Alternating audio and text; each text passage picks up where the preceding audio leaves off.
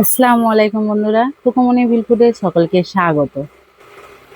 আজকের রেসিপি আলু দিয়ে কালবাট মুরগি কষা। চলুন শুরু করা যাক। এখানে 500 কালবাট মুরগির মাংস আছে। এখানে আলু আছে আন্দাজ মতো, 3টে পেঁয়াজ আছে। পেঁয়াজটা একটু আমি বেশি পরিমাণে দেবো কারণ কষা হবে। এখানে কিছুটা আদা রসুন আছে। আমি এগুলোকে সব বেছে নেব, তোমরা দেখতে থাকো।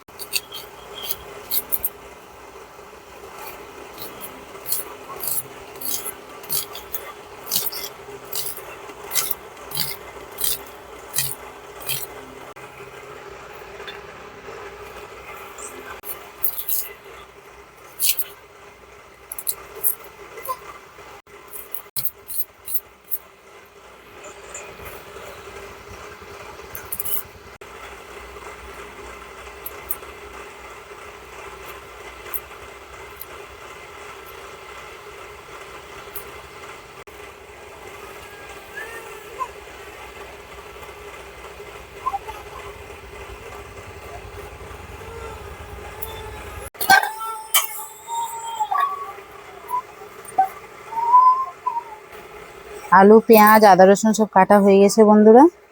এবার আমি আদা রসুনটা বেটে নেব।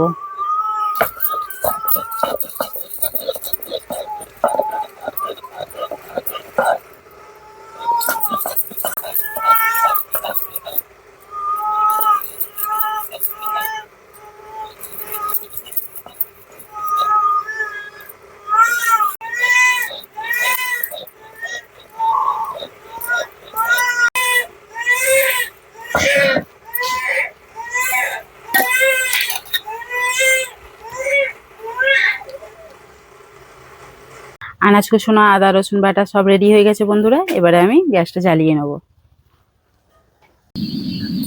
কড়াটা বসিয়ে দেব। আলু ভাজার জন্য অল্প পরিমাণে তেল ঢেলে নেব কড়াতে।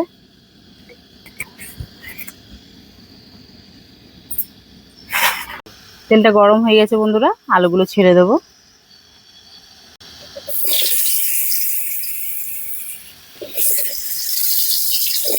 আলুতে নুন দিয়ে দেবো, অল্প হলুদ দিয়ে দেবো, দিয়ে হালকা করে ভেজে নেব।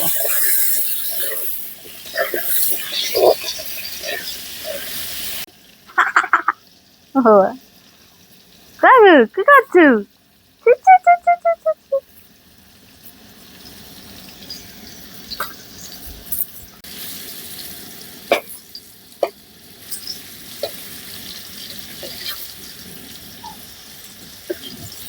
আলুটা ভাজা হয়ে গেছে বন্ধুরা, দেখতে পাচ্ছ। এবার আমি তুলে নেবো এটাকে।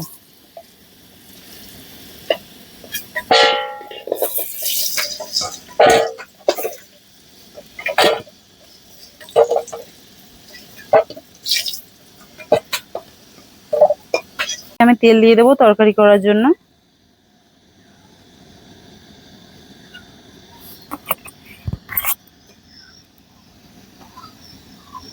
গরম হয়ে গেছে বন্ধুরা, আমি পেঁয়াজগুলো দিয়ে দেবো।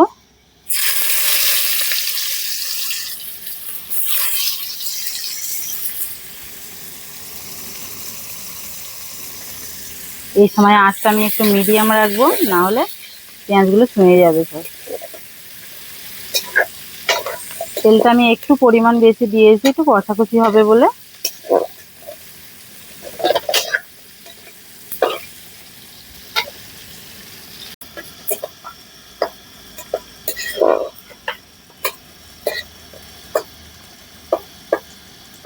দেখো বন্ধুরা, আর পেঁয়াজের কালারটা হালকা ব্রাউন হয়ে গেছে। আমি আদা রসুনটা দিয়ে দেবো।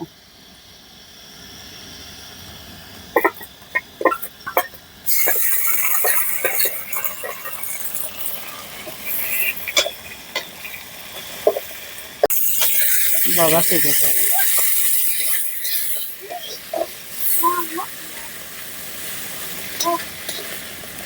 আদা রসুনটা দিয়ে একটু ভালো করে নেড়ে চেড়ে তারপরে ঝাল গুঁড়ো হলুদ গুঁড়ো দেবো। অল্প করে পানি দিয়ে দিই যাতে না বসে না যায়।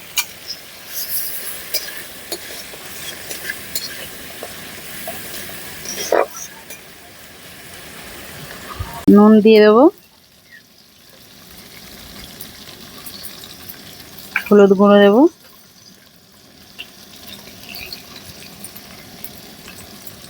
ঝাল গুঁড়ো দেবো,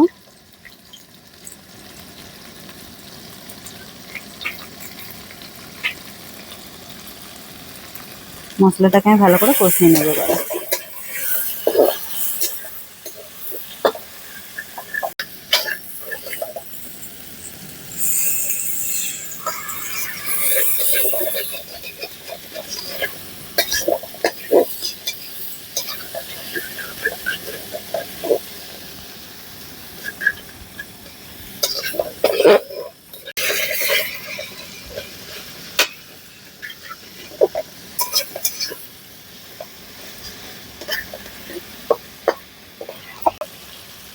হাফ চামচের মতো মিট মশলা দিয়ে দেবো।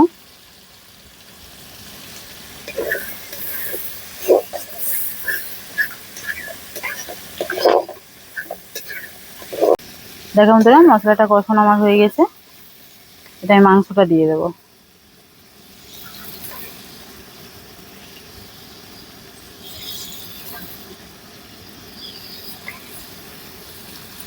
মাংসটা দিয়ে ভালো করে নাড়াচাড়া করে নেবো।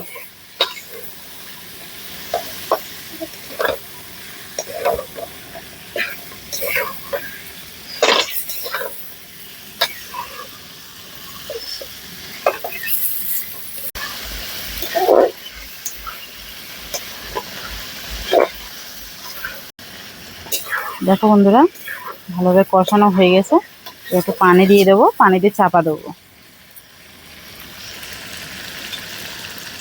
এটাকে একটু হালকা সিদ্ধ করতে হবে, এমনি মুরগির মাংস তুলনায় একে সিদ্ধ করতে হয়।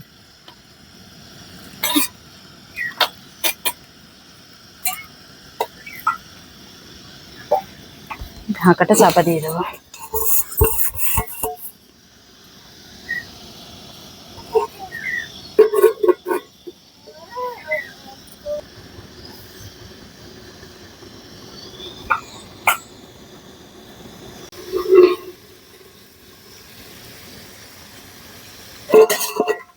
দেখো বন্ধুরা আমার পানিটা শুকিয়ে গিয়েছে, দেখতেই পাচ্ছ কত সুন্দর কালার এসছে। দেখো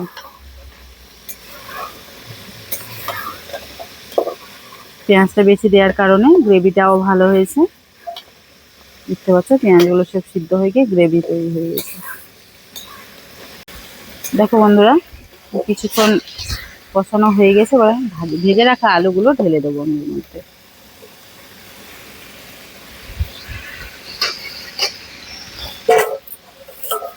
আলুটা দিয়ে হালকা করে নেড়ে ছেড়ে আমি অল্প কিছুটা পানি দিয়ে আবার সিদ্ধ করে নেব।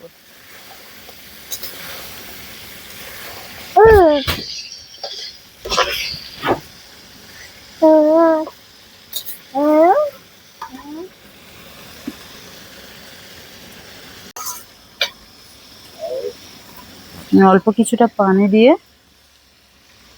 ঢাকা দিয়ে দেবো।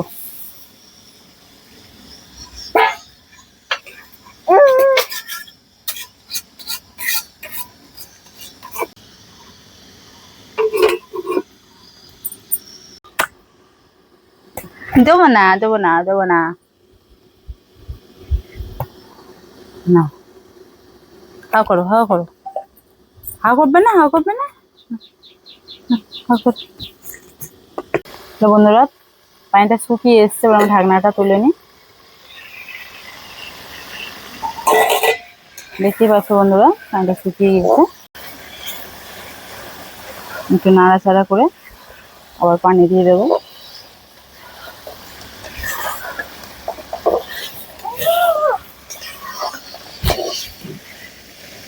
এবার একটু আমি বেশি করেই পানি দেবো সিদ্ধ করার জন্য, আর পানি দেব না।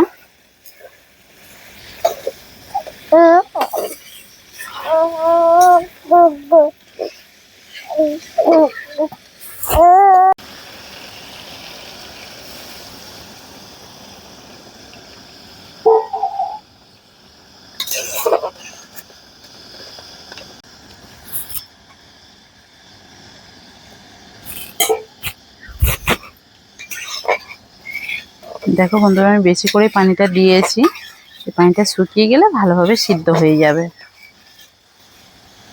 এবার আমি ঢাকাটা চাপা দিয়ে দেবো পুরোপুরি শুকিয়ে যাওয়া পর্যন্ত।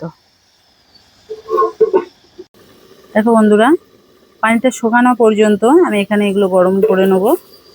দেখো এখানে আমি নিয়েছি 3টে এলাচ, 2টো লবঙ্গ, কিছুটা দারুচিনি, কিছুটা মরিচ এবং জিরে।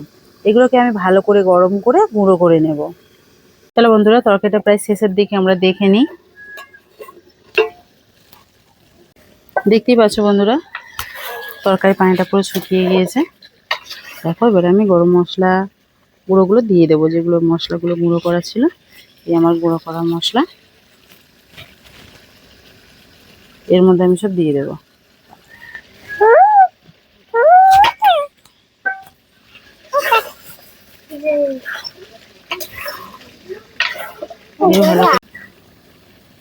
দেখো তরকারিটা হয়ে গেছে, আমি এবারে তরকারিটাকে নামিয়ে নেব।